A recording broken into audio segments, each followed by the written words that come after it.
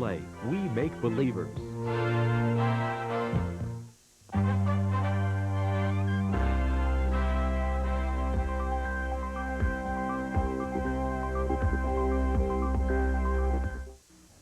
As our lifestyles have changed over the past several years, so have our eating habits, and those habits are placing more emphasis than ever on gourmet foods. Well, Chris Kapostasy tasted a new premium pasta now on store shelves. It tells us not only is the pasta good, but it's just one facet of a very lucrative industry. Stephen Piles of Dallas is considered one of America's best chefs. Today, he was whipping up lunch in Albany. Piles is one of 17 chefs pushing Prince Company's gourmet pasta line, a silver award, because they think it's as good as homemade. They're also being paid a lot of money, proof that the gourmet food market is not expected to be a passing fad. If someone knows a chef's name, I think that says something to do with the food movement in this country. It makes it very exciting, and that chefs are very visible, and that's good. Prince obviously agrees these endorsements will help them stand out in the crowd. Premium foods are a growing market, and big bucks are involved, but in the rush, a lot of products fail. Steve Lobel of the Cheese Connection spent 3 days getting through a recent food show. A lot of things come and go. It's interesting to see, though, some companies, based on their packaging, based on how well they market their product, are more successful than others. Chris Kapostasy, the 30-Minute News, Albany. A lesson about healthy minds and healthy bodies in the Burn-Knox-Westerlo School District may soon be taught to teachers as well as the students. The school district already has a no-smoking regulation in effect for the students, and in about a week, the school board is expected to extend that smoking ban to faculty members and administration. The board ratifies the policy then beginning October 21st. At that point, on October 21st, the smoking will be limited to one area in each building designated by the administrator of that building. And beginning September 1st of '87, then it'll be eliminated from the property and from the school buildings entirely. The school board's vote could be close. The board is made up of 3 smokers and 3 non-smokers. The nation's highest court has agreed to look into the abortion rights of minors. The Supreme Court today agreed once more to decide whether states may require minors seeking abortions to give their parents 24-hour notice of their intentions. The justices will look at a 1983 Illinois law that has been struck down in lower courts.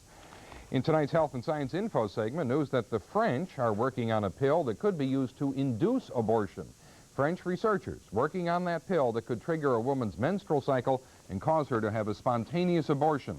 The drug is called RU-486. It reportedly can work safely and effectively 90% of the time, provided a woman takes it soon after fertilization. One plan for the drug is to use it as a morning-after pill for unwanted pregnancies. Something old, something new, something borrowed, and anything to make them look thinner. That seems to be the motto of most brides-to-be these days. Over 3,000 women answered a Modern Bride magazine poll. 59% said they were trying to lose weight for their wedding. 90% planned to stick to a diet after they tied the knot. Just ahead, our meteorologist, Herb Stevens, says our gray skies should be clearing up soon.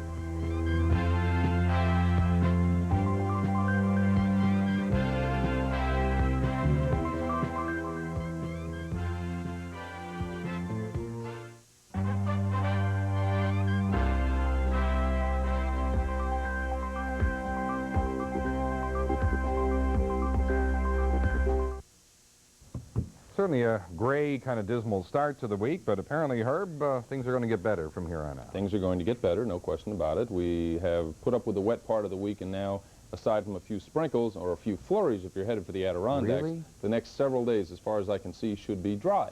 So we've got some pretty nice autumn weather coming up, and all thanks to a cold front that came through a couple of hours ago. The high today was 68, the low 54, and that is our current temperature, as we have mostly cloudy skies at 11 p.m. with a temperature of 54 degrees. The dew point has dropped considerably as the air has become much drier once those winds shifted into the west, and we have a westerly wind right now at 14 miles per hour with a rising barometer as high pressure is coming in to bring us a few fairly nice days. There's the precipitation, incidentally, 5700ths. In fact, it's been updated to 5800ths because we had a few sprinkles around during the evening hours. Temperatures are warmest in the east, and then as you spread back to the west, you'll see the temperatures drop off into the 40s. In fact, it's down to 37 degrees at Bradford, Pennsylvania. The cold front now through the Connecticut River Valley, continuing to move to the east, just a couple of sprinkles with it, so it won't bother the ball game, which is coming close to a close over in Boston, so they got that game in. I was surprised that both games got played. There's no doubt about it, but the whole system causing the rain has accelerated during the last 24 hours, and that enabled those ball games to be played. It is clearing up, it is cooling down, and all in all, the next couple of days don't look too bad. At 5 o'clock, there was a lot of low cloudiness over New York State and Pennsylvania. Dry air sweeping in from the southwest has opened up a hole in the overcast at 10 p.m., and some of the breaks have been seen here in the Capital District as the dry air continues to move in from west to east. There's still a lot of low cloudiness over the Great Lakes, and this is very common when cold, unstable air starts to come over the Great Lakes. About a month from now, we'll be talking about snow flurries and snow squalls in a situation like this. So I'm anticipating some instability clouds here tomorrow and also during the day on Thursday, but we are going to see some sunshine, and it's going to be quite comfortable. Skywatch radar shows the bulk of the echoes are now offshore and headed in an easterly direction. We have a few sprinkles around Buffalo right now. At least they're in the form of rain and not snow, although it did sleet in Detroit for a while this evening, and there have been reports of light snow in upper Michigan and also in northern lower Michigan. Big pool of cool air over the eastern Great Lakes, circulating that cool air into the east. The real core of the cold air is going to stay to the north, so we're just going to get a glancing blow. We'll cool off, but it will not be cold by any stretch of the imagination. There's the first front now to our east. It's windy and cooler behind that front. The second front now in the northern Great Lakes. That will weaken as it moves east, but it will set off a few flurries in the Adirondacks late tomorrow and tomorrow night, and high pressure in Canada will serve to reinforce this dry weather pattern, and it should hold right through the end of the week. Here are the details of the forecast for us. Overnight, the clouds will break up slowly, and there will be a few sprinkles left over, but that's it. Breezy and cooler, 46 to 51 for an overnight low. Tomorrow, changeable skies. Again, this is not a meteorological cop-out. From time to time, it'll be cloudy, and then you'll see the sun for a while, and then it'll shift back to cloudy. Cool breezes with flurries in the Adirondacks. Those flurries will continue tomorrow night, while here in the Capital District, patchy clouds and a chilly night, 33 to 38. And during the day Thursday, a mixture of sun and puffy clouds, continued cool, 52 to 57, not too bad a day, and mild and dry weather, seasonable temperatures in the upper 50s, low 60s will continue Friday and Saturday. Tomorrow night, I wouldn't be surprised if a couple of flurries wandered into Glens Falls, but that's about as close as it will get. As long as they don't wander into Fenway. It'll be cool if they need Fenway for a game tomorrow night. It will be cool there. Faith. Trading on Wall Street came to an abrupt halt today when a fire broke out on one floor of the New York Stock Exchange. That fire didn't actually reach the trading floor, but thousands of investors had to be evacuated because of the smoke. The flames were quickly extinguished. One person was reportedly injured. That fire halted stock trading for about an hour. In tonight's Money Info segment, President Reagan is expected to sign the tax overhaul bill perhaps as early as Thursday.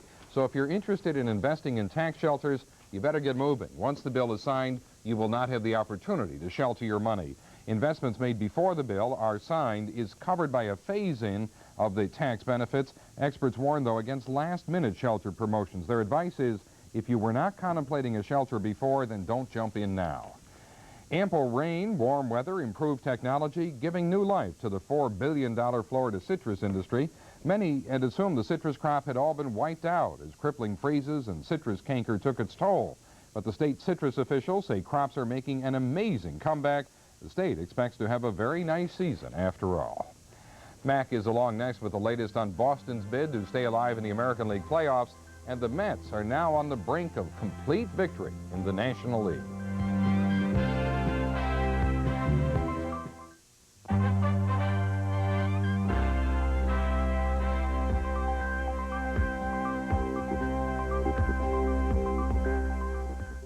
We have a look tonight at a very special 12-year-old quarterback. Jared Adams is co-captain and quarterback on the Centertown, Kentucky football team, and what makes him so special is that he lost his right leg in an accident 4 years ago. Adams' teammates call him Jay. I want to be treated like everybody else. These guys wouldn't think of treating him any other way.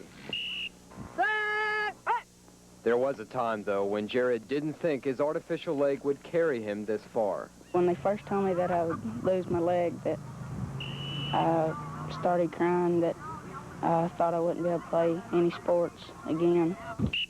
Jared doesn't plan to slow down. Play basketball and baseball, too. His family and friends wouldn't want it any other way. He's going to surprise a lot of people. He really is. All of us are handicapped in one way or the other, whether it be physically, mentally, emotionally. And I think we set our head to it, we can do what we want to, and this is what Jay does.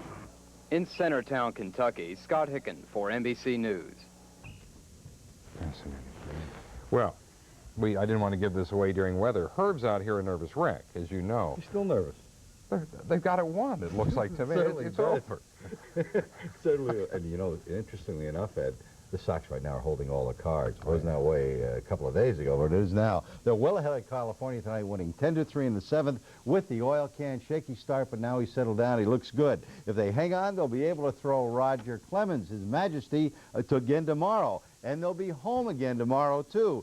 So right now, they look awfully good. In the National League, the Mets are on the brink of their first National League title in 13 years tonight. Now, if Bobby Ojeda can beat him again tomorrow at the Dome, the Mets win it all. He'll be opposed by Bob McNamara. They have nobody else. They got to go with him. If it goes to 7, then we'll see Mike Scott again. One more reason you got to like the Mets tomorrow. They don't want that to happen. No, sir. Colossal pitching duel this afternoon between Ryan and Gooden. Ryan struck out 12 and pitched a 2-hitter for 9, and Gooden worked 10, and this baby was all tied at 1 in the Mets' 12th when the slumping Gary Carter pulled out of it with style. RBI single back up the middle off Kerfeld, scoring Wally Backman, and the Mets got out of there with a 2-1 victory to make a winner again out of Jesse Orozco. Shea Stadium went berserk.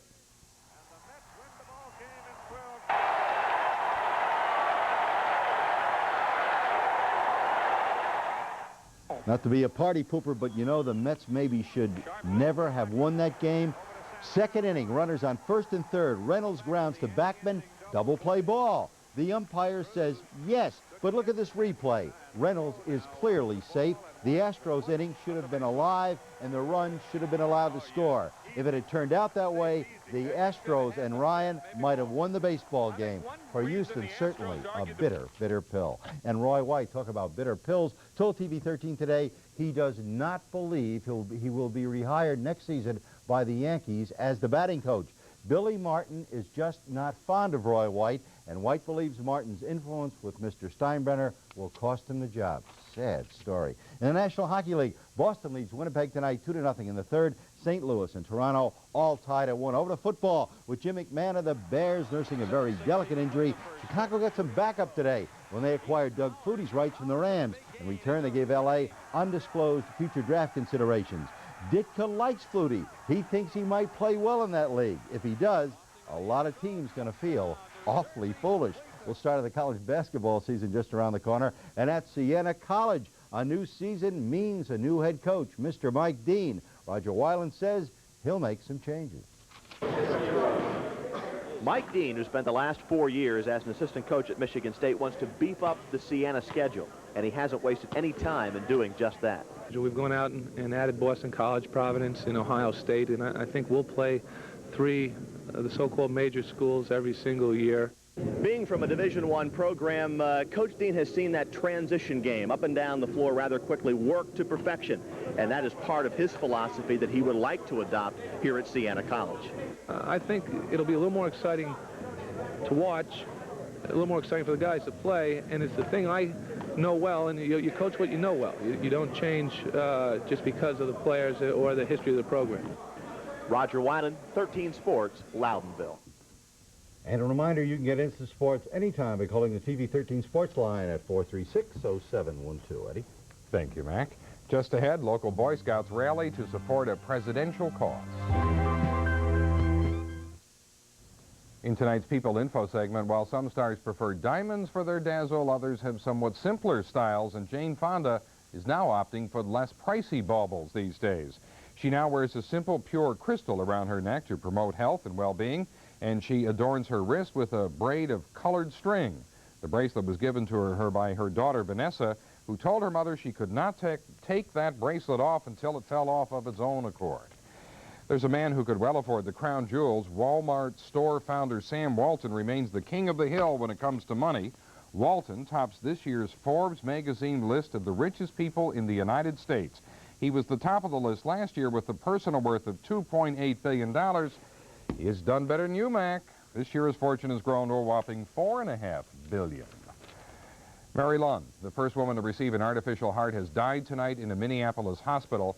Lund, whose implant with an artificial heart was followed by a human heart transplant, had been lapsing in and out of a coma for the past several days. She was 40 years old. Finally, a group of local Boy Scouts helped kick off a nationwide organ donor awareness program today. The campaign is at the personal request of President Reagan. And as Julie Fusella reports, the Scouts picked an area transplant center to make their announcement. Each year, 50,000 people receive organ transplants. 17,000 die because organs are unavailable. For the next 3 months, the Boy Scouts of America will be passing out these brochures to raise people's awareness about the need for organ donations. This is the kidney dialysis unit at Albany Med. Patients spend 4 hours a day here 3 times a week, having their blood cleaned because their kidneys no longer work.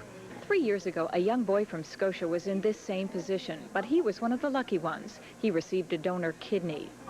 Today, 11-year-old David Allen of Scotia was on hand to help kick off the donor awareness program. David was diagnosed as having kidney disease when he was 5. I was like all puffy from, they thought it was a bee sting, and then when we got home, they took me to the doctors, and I just found out that I had a kidney disease. 6 years and a kidney transplant later, David says he's good as new. I can do mostly everything now that I couldn't do when I was 5 years old because of dialysis.